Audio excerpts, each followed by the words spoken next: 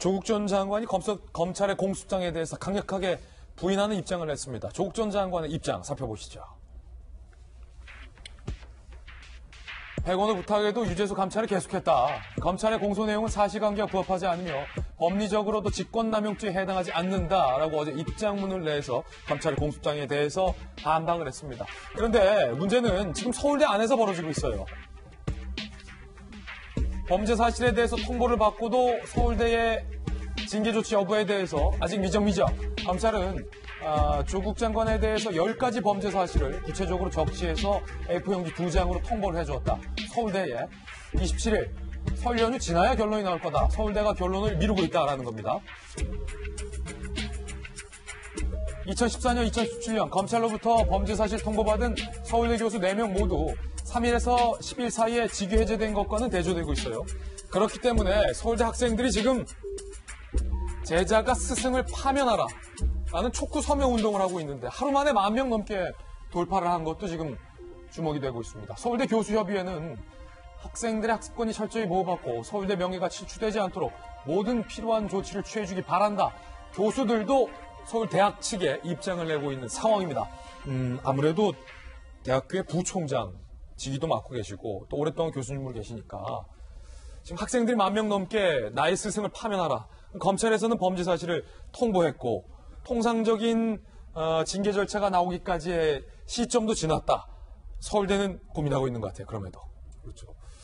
이게 지금 2014년부터 2017년 사이에 검찰로부터 범죄 사실을 통보받으면 무조건 직위 해제했다라는 것이 법적으로 꼭 그렇게 해야 된다는 건 아니지만 대학에서 그렇게 처리하는 대학도 제법 있어요. 그렇군요. 그러나 또 경우에 따라서 저도 징계위원회에 이제 가끔 들어가서 이제 그 징계 심사위원을 한 적이 있었는데 여러 가지 사건이 올라옵니다만은 그 중에 이제 경찰이나 특히 이제 검찰 더 나아가서 이제 재판에 진행 중인 것은 약간은 이 징계를 미루는 경우가 많이 있었습니다. 즉 결과가 나온 다음에 봐야 되겠다라는 건데 그러면 검찰의 그 기소를 하는 것 자체가 범죄 유죄다라고 확신을 한다면 당연히 직위 해제를 해야 되고 그런 방향을 가야 되겠지만 대원칙은 제가 대원칙을 이야기하려면 이 자리에서 하려는 건 아닌데 헌법상의 무죄 추정의 원칙이 있지 않습니까? 예.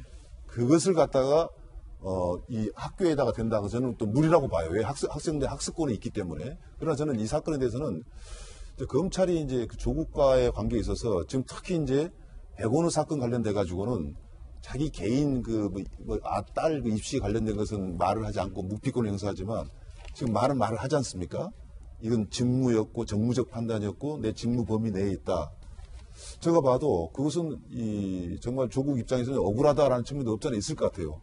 그런 다툼과도 이제 포함돼 있기 때문에 저는 어찌 보면 그 전에 서울대가 했던 어떤 통상적인 관행을 저는 그대로 반복할 필요는 없고 서울대에서 책임 있는 이야기를 좀 해줄 필요는 저는 있다고 봅니다. 서울대에서 예. 그럼에도 불구하고. 예. 왜냐하면 검찰의 수사가 일방적으로 생각한다는 것에 대해서 사회적 분위기를 너무 놓치면 안 돼요. 많은 국민들이 정말 조국 문제가 있고 공정성에 문제가 있고 비난을 하지만 또 그만큼 숫자가 또 아니다.